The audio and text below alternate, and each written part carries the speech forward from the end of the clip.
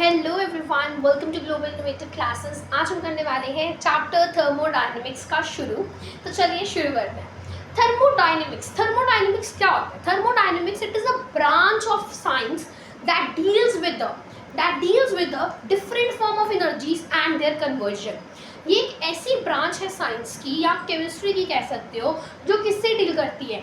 जो डील करती है डिफरेंट फॉर्म की एनर्जीज की कन्वर्जन्स के साथ। हम इसमें काफ़ी सारे न्यूमेरिकल्स देखते हैं, काफ़ी सारे फॉर्मूलाज देखते हैं, डेरिवेशंस भी देखते हैं, थ्योरी भी पार्ट है इसमें। तो सबसे पहले हम कुछ बेसिक्स पढ़ेंगे जो हमारे पेपर में तो नहीं, पर इसका बेस जो चैप्टर का खड़ा कर देते हैं। ठीक है, सबसे पहला आता है सिस्टम। अब ये सिस्टम क्या होता है? जैसे आप स्कूल जाते हो तो आप देखते होंगे आपके टीचर की और अंडर आप क्या बैठे हुए, सभी बच्चे बैठे हुए हो, उनकी ऑब्जर्वेशन के अंडर हो। अगर वो थोड़ा सा भी ध्यान अंदर करेंगी, आप लोग शरारतें करेंगे। ठीक है, you are under the observation of your teachers, of your principal also, camera लगा होता है तो, है ना। तो इस तरह से जो थर्मोडायनेमिक्स है, इसमें सबसे पहली टर्म आती है सिस्टम। सिस्टम एक ऐसा पार्ट है जो ऑब्जर्वेशन के अंडर होता है, उसे बोलते हैं सिस्टम। और दूसरा आता है सराउंडिंग। सराउंडिंग क्या है? आसपास वाला एरिया। ठीक है, आपकी साथ वाली क्लास हो गई, दूसरा सेक्शन हो गया, तो वो क्या है? आपकी सराउंडिंग। उससे आपको कोई लेना देना नहीं, वहाँ पे कौन पढ़ा रहा है, कैसे पढ़ा रहा है, क्या चल रहा है, तो वो आपकी सराउंडिंग हो गई। पर पूरा स्कूल दैट इज यूनिवर्स, वो क्या हो गया? यूनिवर्स हो गया। तीन हमने टर्म समझ ली। पहली है हमारे पास सिस्टम, दूसरी है हमारे पास सराउंडिंग्स, एंड तीसरी हमारे पास आती है यूनिवर्स। इसके बाद हमारे पास आते हैं टाइप्स ऑफ सिस्टम।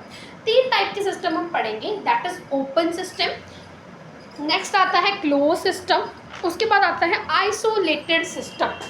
ठीक है, ओपन सिस्टम क्या होता है, क्लोज सिस्टम क्या होता है और आइसोलेटेड सिस्टम क्या होता है, अब वो देखते हैं। ओपन सिस्टम वो होता है जिसमें आपका मैटर भी एक्सचेंज हो और आपकी एनर्जी भी एक्सचेंज हो। जैसे आप चाय पीते हो या मिल्क पीते हो, तो आप देखते हो कि आप अगर कप में डालोगे या फिर जो लंबा वाला गिलास आता है उसमें डालोगे तो जल्दी ज़्यादा ठंडा नहीं होगा। पर वहीं आप कोई बड़े सॉसर में डाल लो या कोई बड़े से बर्तन में, कटोरी में डाल लो, बाउल में डाल लो, तो वो जल्दी ठंडा हो जाएगा। क्यों? क्योंकि सरफेस एरिया बढ़ जाता है। ओपन होता है, साथ में उसका मतलब ढक्कन तो ना लगाया होता है आपने गिलास को, तो वो खुला होता है तो वो जल्दी ठंडा हो जाता है। उसमें एनर्जी भी आपकी एक्सचेंज होती है, मैटर भी एक्सचेंज होता है। तो ये हमारा केस हो गया किसका? ओपन सिस्टम का। दूसरा सिस्टम आता है that is closed system. Closed system में क्या होता है?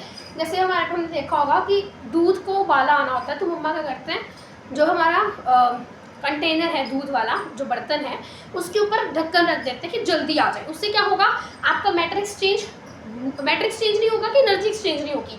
This is the twisting part, जहाँ बच्चे कंफ्यूज होते हैं। ठीक है, ये एनर्जी तो एक्सचेंज होगी क्योंकि एक ना एक दिन वो ठंडा तो हो ही जाएगा। आप ट्राई करके देखना, गर्म पानी करना, ऊपर ढक्कन रख देना, एक ना एक दिन ठंडा तो हो ही जाएगा। मतलब वो ठंडा हो जाएगा, इट मीन्स वहाँ पे एनर्जी का तो एक्सचेंज है, पर मैटर का एक्सचेंज नहीं है। मैटर का एक्सचेंज नहीं है, इसीलिए आप देखते हो वो थोड़ा ज़्यादा as compare to open, hot वाला जल्दी से आपका जो चीज़ है वो क्या हो जाती है, उबाला वगैरह आ जाता है। आपने देखा होगा ये चीज़ को। तो ये होता है क्लोज्ड सिस्टम, जहाँ पे क्या होगा, आपकी एनर्जी तो एक्सचेंज है पर मैटर का एक्सचेंज नहीं है। थर्ड आता है आइसोलेटेड सिस्टम। वो सिस्टम जिसमें ना ही एनर्जी एक्सचेंज होगी, ना ही आपका मैटर एक्सचेंज होगा। जैसे आपने देखा होगा मिल्टन की बॉटल्स आती हैं, या कुछ ऐसी बॉटल्स आती हैं जिसमें काफ़ी देर तक, थर्मस होती है जो, काफ़ी देर तक आपका पानी गर्म रहता है, कम से कम 4-5 दिन तो रहता ही है, या ठंडा रहता है। तो ये क्या होती है? आइसोलेटेड होती है। इनका ढक्कन भी आइसोलेटेड होता है, इसीलिए इसमें ना ही एक्सचेंज होता है एनर्जी का, ना ही एक्सचेंज होता है मैटर का, जिसके कारण वो चीज़ जो गर्म तो गर्म, ठंडी तो ठंडी रहती है। अब हमारे पास नेक्स्ट टर्म आती है, हमने तीन टर्म्स पढ़ ली, open system, close system and isolated system. Next term is macroscopic properties of the system. Macroscopic property system की वो प्रॉपर्टीज होती हैं जो बल्क बिहेवियर पे डिपेंड करती है। What is bulk behaviour? किसी भी चीज़ का बल्क बिहेवियर होता है। जैसे वॉल्यूम, किसी भी चीज़ का अगर वॉल्यूम देख रहे हो, मैं यहाँ पर कोई चीज़ रख दूँगी, आप उसका बिहेवियर कैसे देखोगे? उसका वॉल्यूम देख लोगे, मास देख लोगे, उसकी डेंसिटी देख लोगे, तो इस तरह से हम उसका बिहेवियर देखते हैं। तो मैक्रोस्कोपिक प्रॉपर्टी सिस्टम की वही होती हैं, the properties of the system which are observed या which are arises from the bulk behavior of the matter are called macroscopic properties like temperature, density, pressure, surface area and so on. तो ये सब हमारे पास क्या है? Macroscopic properties हैं system की। नोट्स आपको मिल जाएंगे, अगर चाहिए तो you can tell me, I can upload it in my community post. Next is extensive. अब देखना मैक्रोस्कोपिक प्रॉपर्टीज में दो तरह की प्रॉपर्टीज होती हैं, one is extensive properties and another is intensive properties. Extensive properties वो प्रॉपर्टीज हैं जो अमाउंट पे डिपेंड करती हैं। जैसे मैं बोलूँ वॉल्यूम, तो वो अमाउंट पे डिपेंड करता है। अगर मैं बोलूँ आपको हीट कैपेसिटी, अगर आपने नहीं पढ़ा अभी तो हम चैप्टर के आगे पार्ट में पढ़ेंगे, पर मैं अभी टर्म आपको बता रही हूँ, ठीक है, समझाऊंगी नहीं, वो हम आगे पढ़ेंगे। हीट कैपेसिटी हो गया, एंथैल्पी हो गया, एंट्रोपी हो गया, मास हो गया, ये सब क्वांटिटीज़ डिपेंड करती हैं कि कितनी अमाउंट मिली जा रही है। सो ये क्या है, एक्सटेंसिव प्रॉपर्टीज़।